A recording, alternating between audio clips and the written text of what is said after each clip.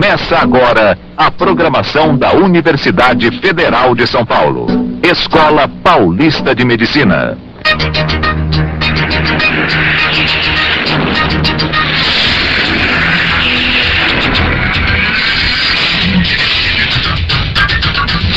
Este é o espaço da Universidade Federal de São Paulo, a Escola Paulista de Medicina, na programação do Canal Nacional Universitário.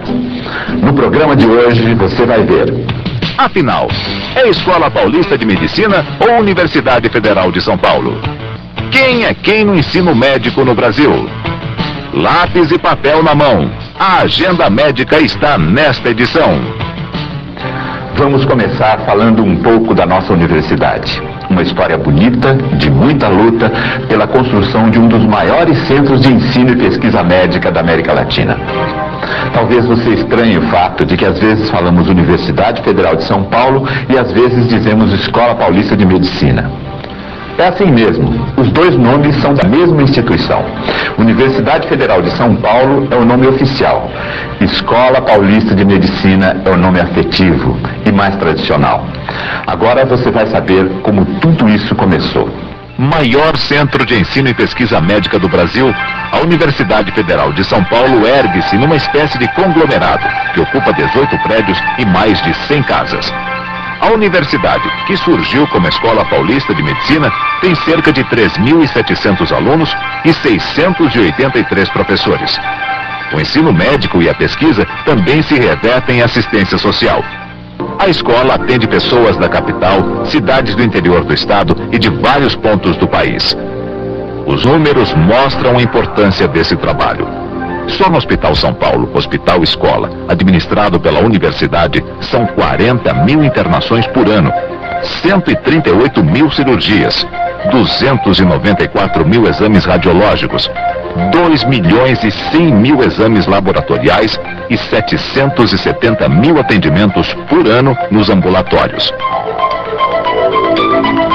Aos 64 anos, a Universidade Federal de São Paulo está na terceira idade, com o mesmo vigor e a disposição do início. 1933. Getúlio Vargas no poder. Um grupo de médicos, entre eles Otávio de Carvalho, se mobiliza e funda a Escola Paulista de Medicina. A ideia é ambiciosa e começa nesta casa, alugada, da Rua Oscar Porto, no Paraíso. Entre os alunos que prestam o vestibular de 33, os jovens Jair Xavier Guimarães e Vladimir da Prússia Ferraz. Nós nos unimos numa férrea vontade de impor a escola. A Escola Paulista, desde o começo de suas atividades, ela foi conquistando respeito, foi conquistando posições de destaque. 1935. Rua Botucatu. Esta casa é a primeira célula da atual Universidade Federal de São Paulo. 37. A primeira turma está no 4º ano. Começam as aulas práticas de medicina numa ala onde funcionou o Hospital Matarazzo. E aqui uma relação entre alunos e pacientes que não existe mais. Os alunos muitas vezes contribuíam com algum dinheiro para que os doentes se submetessem ao ensino prático. Ainda em 37, Pavilhão Maria Tereza. Começou aqui o embrião do Hospital São Paulo. 1938, São Paulo anda de bonde. O Ministério da Educação reconhece a Escola Paulista de Medicina e a primeira turma se forma com direito a baile e diploma. 40. Inaugurado o primeiro hospital escola do país, o Hospital São Paulo. 1954. Getúlio Vargas novamente na presidência. Em agosto, o tiro que calou o país. Getúlio Vargas está morto. 56. Primórdios da indústria automobilística no Brasil. A Escola Paulista tem seu trabalho reconhecido e é federalizada. 1960. Juscelino Kubitschek inaugura a nova capital, Brasília. É a década da esperança. da Bossa Nova. 64. Os anos de chumbo no Brasil também interferem na vida da Escola Paulista de Medicina.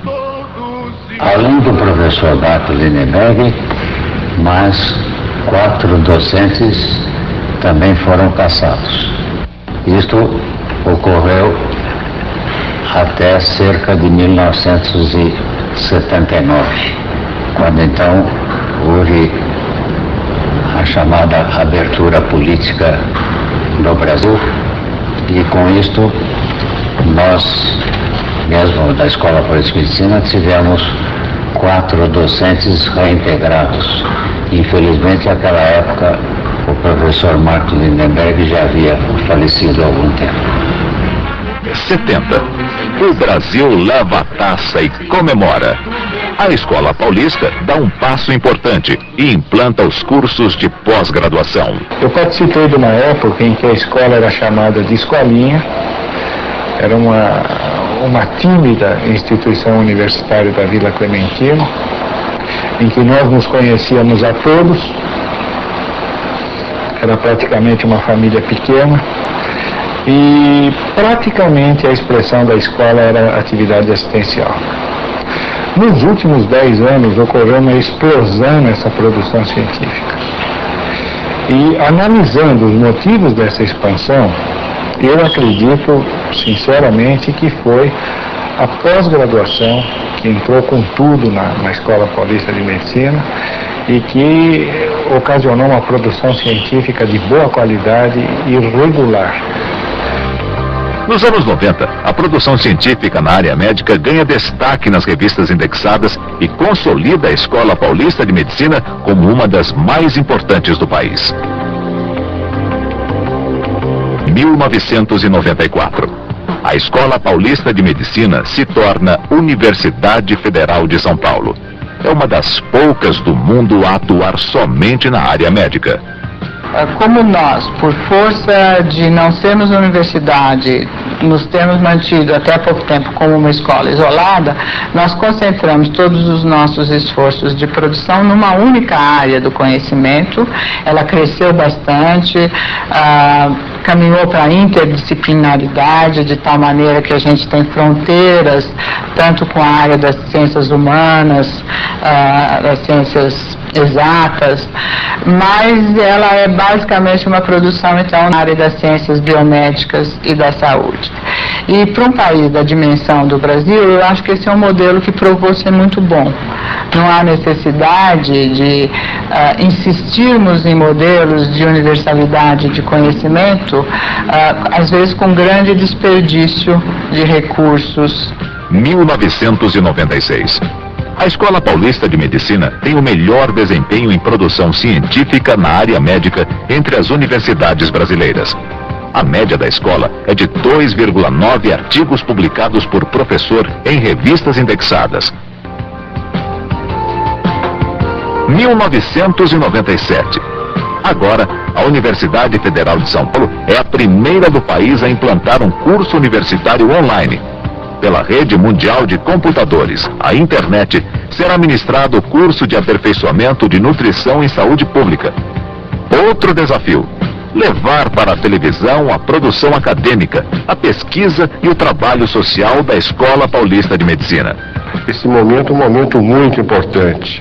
Nós estamos abrindo a oportunidade para que nossas escolas superiores, nossas universidades, mostrem à comunidade, à população, a preocupação que ela tem, os assuntos que ela desenvolve, os programas com os quais ela procura resgatar a sua responsabilidade para com a sociedade. Eu acredito até mesmo que, através dessa programação, nós, além de uma avaliação interna, de uma avaliação técnica feita pelos vários organismos dentro do Ministério da Educação, nós poderemos ter uma avaliação da população para com essas universidades. A seguir, um raio-x do ensino médico no Brasil. A população brasileira está envelhecendo. O homem moderno, ao envelhecer, chega a ter 5 doenças crônicas que exigem cuidados e medicamentos de uso contínuo. Quais são as doenças mais comuns no idoso?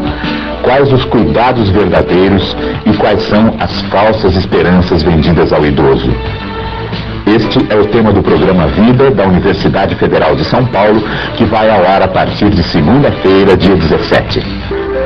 Não perca ainda Xingu, uma lição de medicina e amor aos nossos índios.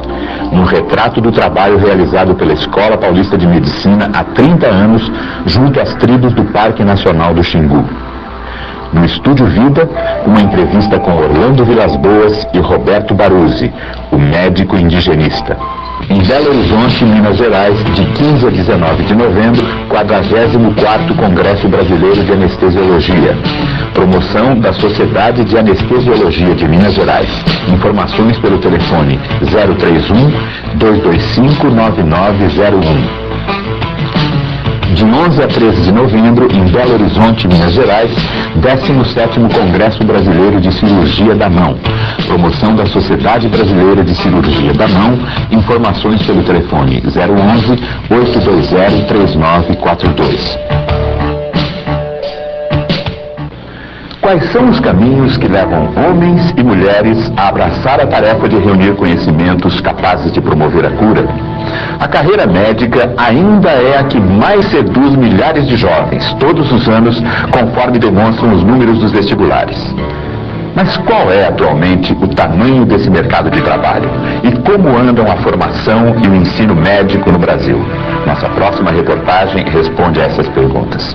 A medicina brasileira movimenta mais de 35 bilhões de dólares por ano. O orçamento do Ministério da Saúde passou dos 20 bilhões. A medicina privada contabilizou cerca de 15 bilhões. Para movimentar as engrenagens dessa grande máquina, o Brasil dispõe de um contingente de 220 mil médicos. Um número que chega a impressionar. O país conta com um médico para cada 710 habitantes. Mais do que recomenda a Organização Mundial de Saúde, que preconiza um médico para cada 1000 habitantes. O número de médicos no Brasil não para de crescer. São 87 escolas de medicina que formam todos os anos mais de 8 mil novos profissionais. Um crescimento anual de quase 4%. O dobro da taxa de crescimento da população brasileira. São números que indicam a existência de um mercado saturado. Mas não é o que pensam milhares de vestibulandos em todo o Brasil. No maior vestibular do país, o de São Paulo, quase 14 mil candidatos prestaram exame este ano. Mas afinal, que médicos são esses que estão sendo formados na virada do século? Na verdade, essa não é uma discussão acadêmica. Ao lado da crise da saúde pública e dos custos da medicina de grupo, a formação do médico brasileiro vem sendo questionada pela sociedade. Você confiaria num médico que teve média 5? Pois é exatamente essa nota da maioria dos doutores recém-formados no Brasil. O mais completo estudo já feito sobre o ensino médico no Brasil, o relatório da Comissão Interinstitucional Nacional de Avaliação de Ensino Médico, SINAEM, avaliou 47 faculdades de medicina e concluiu que, em matéria de infraestrutura, apoio à pesquisa e qualidade de ensino, as escolas não atingem 75% do que seria desejável. O desempenho dos professores ficou em 40% do ideal. Os alunos em fim de curso acertaram em média apenas metade das questões. No relatório da SINAEM, pelo menos 3 itens são relevantes para a boa formação dos alunos: a qualificação dos docentes, o tempo de permanência dos professores na escola e o número de docentes em regime de dedicação exclusiva. Nesses itens, a Universidade Federal de São Paulo está muito bem situada. Dos 683 docentes, 97% são titulados e 74% são doutores. A média das faculdades brasileiras é de 65% de professores titulados e 20% de doutores. 63,6% dos professores da Escola Paulista permanecem 40 horas semanais na universidade. A média das faculdades é de 28%. A Escola Paulista de Medicina tem ainda 32,1% dos professores em regime de dedicação exclusiva. A média nacional, neste caso, é de 22,4%. O aluno da EPM ele tem uma diferença muito grande em relação aos outros alunos que não têm a oportunidade de estarem tendo contato durante a graduação com o método científico, porque esses alunos desenvolvem um potencial crítico muito grande. É uma vantagem muito grande, até um privilégio para a gente, não sermos apenas acumuladores de conhecimento, estarmos participando ativamente na produção desse conhecimento durante a nossa formação. Os pesquisadores da Universidade Federal de São Paulo são destaque no Institute for Scientific Information, que reúne mais de 7.000 publicações do mundo todo. No ranking do ISI, por exemplo, aparece o professor e pesquisador Carl von Dietrich, da Escola Paulista de Medicina, com mais de 1.800 citações de trabalhos publicados. O departamento investe pesado na formação de recursos humanos, seja em nível de graduação ou nível de pós-graduação. Então, ao nível da graduação, o departamento, todos os docentes são em dedicação exclusiva. E a disciplina, que faz parte do departamento de biologia molecular, de forma idêntica. E todos os docentes estão envolvidos, tanto na pesquisa quanto no ensino da graduação. Não existe o docente pesquisador e o docente aula. É uma fusão que a gente acredita que para ser um bom docente, ele também tem que ter uma visão boa de ciência. Há muito tempo, a Universidade Federal de São Paulo é pioneira em ações que resultam na melhoria do ensino médico. A mais recente é a mudança do currículo. Até o ano passado, a carga horária da primeira série do curso de medicina era de 1.254 horas. Pelo novo currículo, a carga horária teve uma redução de 20%. O aluno ganha uma tarde livre por semana, tempo que tem sido usado para aumentar o conhecimento. No currículo antigo, o aluno só tinha contato com os pacientes a partir do terceiro ano. Agora, já na primeira série, o aluno tem aulas dentro do hospital e aprende procedimentos básicos de saúde. Outra novidade, os estudantes podem optar por disciplinas eletivas que antes não existiam no currículo. O novo currículo leva em conta a constante evolução da medicina. Quem está estudando agora vai chegar ao mercado de trabalho daqui a 8 ou 10 anos, quando muitos dos procedimentos médicos atuais serão outros. Ele deve então aprender o método científico, ou seja, ele deve aprender a aprender, para que ele possa acompanhar no futuro o grande e rápido desenvolvimento da área biomédica. O currículo nuclear, ele significa um núcleo que abrange aproximadamente 75% do tempo que o aluno tem na universidade e significa, nesse núcleo, ele aprender os conhecimentos e desenvolver as habilidades necessárias para receber o diploma de médico. Primeira instituição médica do país a ter um hospital-escola, a Universidade Federal de São Paulo reúne teoria e prática desde os primeiros anos. O Hospital São Paulo, que atende 1,5 milhão de pessoas por ano, é um modelo no ensino médico. Orientados por professores, os alunos têm aulas nas enfermarias e aprendem a examinar, diagnosticar e orientar pacientes. Eles entram em contato com intervenções de alta complexidade e assistem a cirurgias e transplantes. Quando nós começamos a ter esse contato direto com os pacientes, é quando então nós temos uma formação como médico, como um todo, da preocupação, como conduzir o caso, como ouvir o paciente, que é muito importante. Nós temos que ouvir o paciente, nós temos que acreditar no paciente. Isso só nós vamos sentir, isso no dia a dia conversando com os pacientes. Já no Hospital Municipal de Vila Maria, também administrado pela universidade, os alunos praticam a medicina de nível primário e secundário. São casos mais simples que os futuros médicos vão estar em contato no dia a dia. Mas não é só isso. Na Escola Paulista de Medicina, o ensino médico realiza ações de saúde nas comunidades indígenas do Xingu e junto à população carente de favelas da Vila Mariana. Na Grande São Paulo, um convênio com a Prefeitura de Embu Alunos e professores administram postos de saúde da cidade. Desse trabalho conjunto, o resultado é que nós temos a oportunidade de inserir esse aluno numa realidade concreta de serviço, não é uma realidade criada artificialmente e, ao mesmo tempo, próxima da comunidade. A formação profissional na Universidade Federal de São Paulo conta com o apoio da Biblioteca Regional de Medicina, órgão do Centro Latino-Americano de Informações em Ciências da Saúde. A BIREME tem mais de 6.000 títulos de revistas científicas e está em conexão com a Biblioteca da Organização Mundial da Saúde em Washington e ligada online com outras universidades brasileiras e latino-americanas. Excelência do corpo docente. Práticas de medicina dentro da realidade social. Incentivo à pesquisa. A formação do aluno na Escola Paulista tem um valor estimado em R$87 mil. Isso para os 6 anos de graduação e mais 2 de residência médica. Depois de graduados, os formandos enfrentam um funil ainda mais estreito do que o vestibular, o exame de residência médica. Dos mais de 8 mil médicos formados no Brasil por ano, só 30% conseguem fazer residência. Hoje, na Universidade Federal de São Paulo, 428 alunos estão na residência e 1.142 fazem especialização.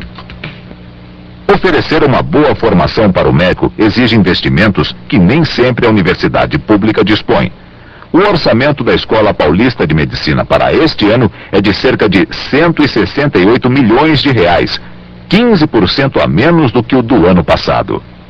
Nós precisaríamos que as entidades privadas olhassem para o público, certo? E que a gente tentasse fazer realmente, às vezes, acordos de dupla mão, ou até através dos benefícios fiscais que podem ser concedidos, que essas entidades vissem que o apelo pode não ser tão evidente do produto que nós temos que oferecer, mas na realidade a melhoria da formação médica é uma questão social muito grande e que eles estariam contribuindo na medida em que olhassem para a universidade, principalmente a universidade pública, certo, com este novo enfoque. Ser médico no Brasil hoje significa trabalhar em 3 empregos, 12 horas por dia e ganhar em média R$1.300 por mês. É o que revela uma pesquisa realizada pela Fundação Oswaldo Cruz, do Rio de Janeiro, e o Conselho Federal de Medicina. A pesquisa revela que o médico brasileiro é cada vez mais um trabalhador assalariado, empregado por empresas de medicina de grupo, longe do estereótipo do médico profissional liberal. A pesquisa ouviu 183 mil médicos em atividade durante 2 anos. 54% dos médicos têm 3 empregos. Trabalham 12 horas por dia e ganham R$1.300. Isso significa uma média salarial 10 vezes menos do que a de um médico nos Estados Unidos ou no Canadá. Lá eles ganham em média de 10 a 15 mil dólares. Um exemplo mais próximo da nossa realidade é a Argentina, onde os médicos têm o mesmo padrão salarial que os brasileiros. É importante esclarecer que ele tem 3, às vezes até 4 ou mais empregos, mas sempre como médico.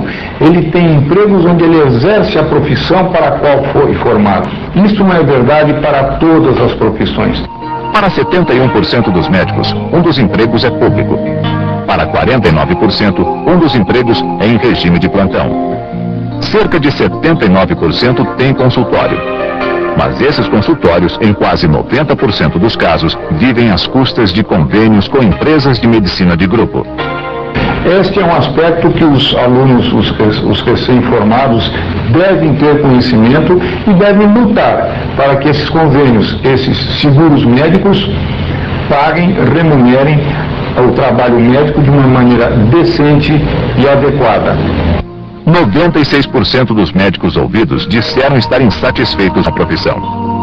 Apesar disso, a profissão de médico exibe apenas 0,4% de desistência, revelando que a carreira médica é uma opção de vocação plena. Eu creio que o futuro vai ser muito duro, tá? Mas se a gente trabalhar, tá? Assim como todos os professores, se a gente trabalhar, se dedicar bastante e principalmente gostar do que a gente faz, a gente vai conseguir se dar bem. Porque eu acredito que ainda na medicina ainda existe emprego assim pra gente, né? Sempre vai ter lugar necessitando. Se você for bom, se você conseguir se diferenciar, se você se dedicar realmente, você pode descontar, né, de uma maneira e ter o seu retorno que você acha adequado. O aluno de medicina ele passou por um vestibular muito difícil, muito duro. Isto significa, de regra, que nós estamos tratando com pessoas bem preparadas, inteligentes e aptas a vencer um vestibular tão duro quanto o que venceram. Portanto, eles têm um perfil de lutadores e de vencedores. Vida é um programa da Universidade Federal de São Paulo, a Escola Paulista de Medicina. Mas queremos também convidar você a assistir ao Estúdio Vida, um programa de entrevistas e debates com médicos, professores e pesquisadores da nossa universidade. O tema dessa semana é a formação do médico no Brasil, aqui no Canal Nacional Universitário. Até lá!